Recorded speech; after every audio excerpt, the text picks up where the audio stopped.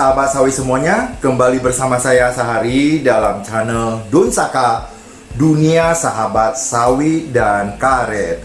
Entah kenapa, kalau saya melihat pohon sawit itu atau tanaman sawit itu, seolah-olah saya melihat pohon kelapa. Karena kita tahu bahwa sawit dan kelapa itu adalah tanaman palawija. Nah, sedangkan kalau kita lihat antara sawit dan kelapa itu dari negara yang berbeda.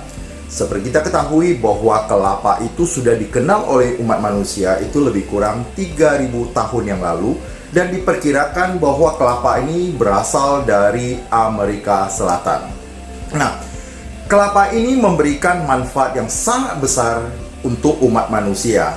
Maka tidak salah kalau lambang dari pramuka itu menggunakan tunas kelapa. Karena kelapa boleh dikatakan dari batangnya, buahnya, sampai daunnya semua dipergunakan. Kita contohkan, daunnya itu bisa dibuat ketupat.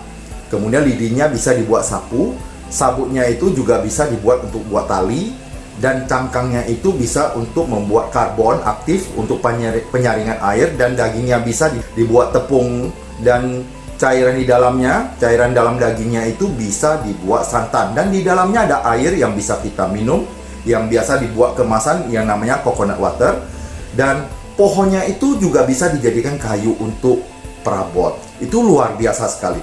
Nah, sekarang sawit, yang kita tahu bahwa sawit itu bukan berasal dari Amerika, tetapi berasal dari benua Afrika, khususnya di Afrika Barat dan Afrika Tengah. Dan kalau kita lihat memang hampir sama, tetapi sawit ini buahnya lebih kecil dibandingkan dengan kelapa. Kalau kelapa besar dan di dalamnya itu ada air, sedangkan sawit tidak. Kalau kita lihat sawit ini seperti kelapa kecil yang baru mulai tumbuh, ya. Dan di dalamnya, di dalam sawit ini itu ada minyak. Itu tidak berbeda dengan kelapa. Kelapa kalau sabunnya itu kering, ya. Sedangkan kalau sawit, di dalam sabunnya itu adalah terkandung minyak yang kita sebut sebagai CPO. Nah, dari ini kita lihat di dalamnya juga ada namanya inti sawit. Dan inti sawit itu yang kita sebut dengan kernel itu terbungkus oleh cangkang yang disebut dengan cangkang sawit.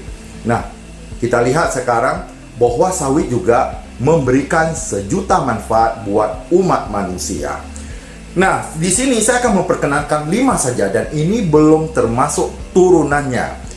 Bahwa sawit ini banyak hal-hal yang di dalamnya, dalam satu batang itu, dari buahnya, dari pohonnya, dari daun-daunnya itu juga dipergunakan oleh manusia.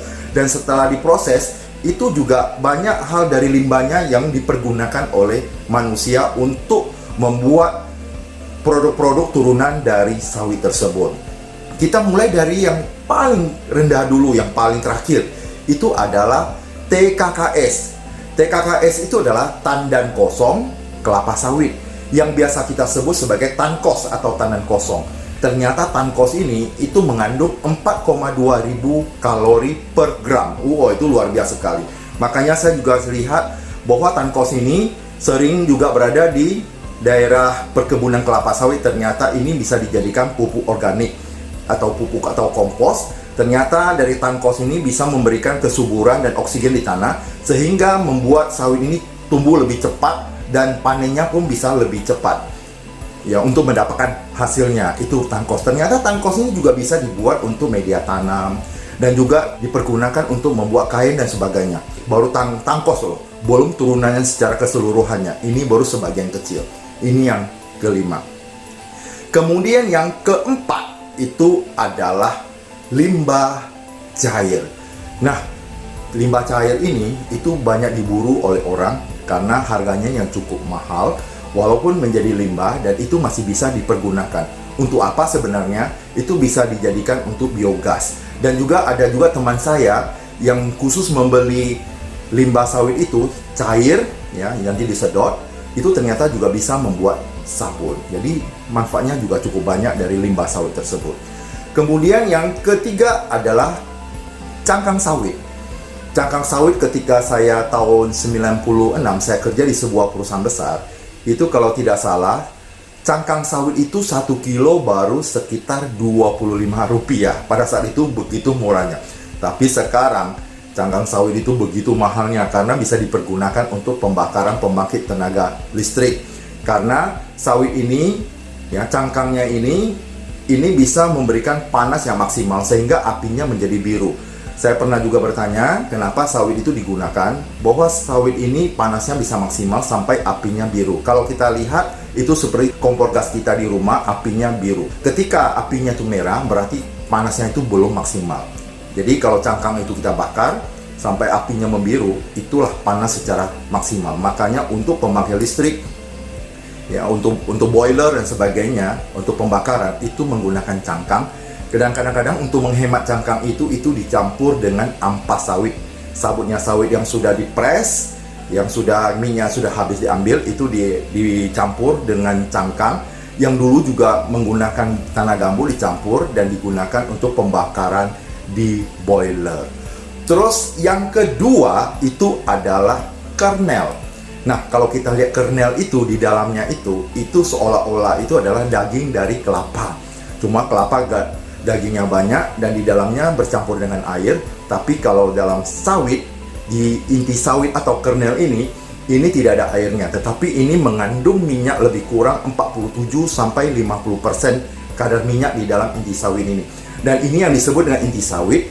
Kalau ada perusahaan yang mengolah ini, itu disebut dengan PKO, Palm Kernel Oil, atau industri untuk PKO, Palm Kernel Oil. Berarti nanti minyak yang dihasilkan itu adalah disebut dengan minyak inti sawit, dan warnanya itu adalah merah kejinggaan.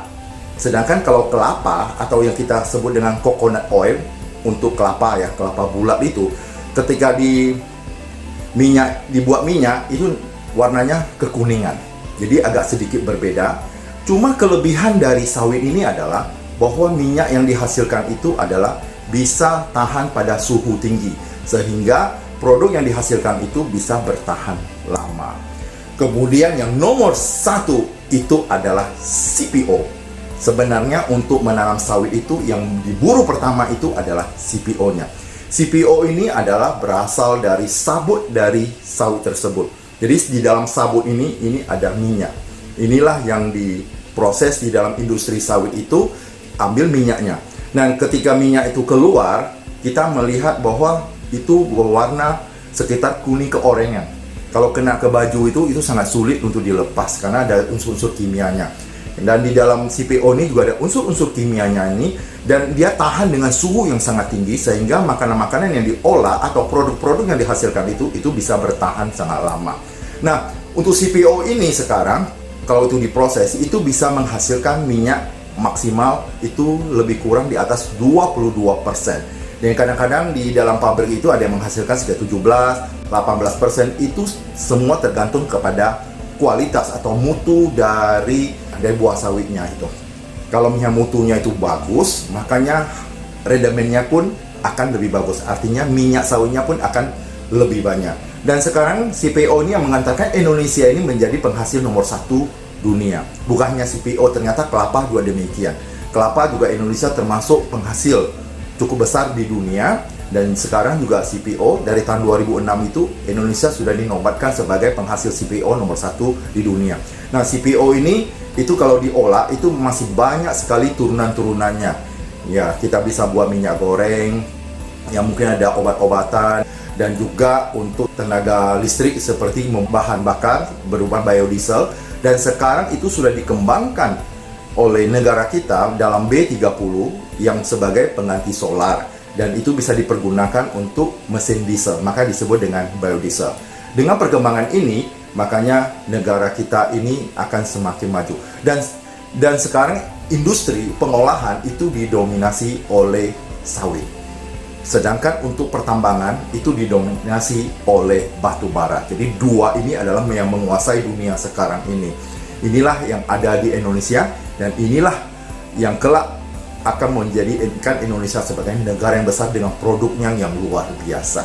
Mungkin demikian dari saya. Terima kasih atas perhatiannya. Semoga kita selalu sehat, sukses, bahagia, dan menjadi orang yang luar biasa.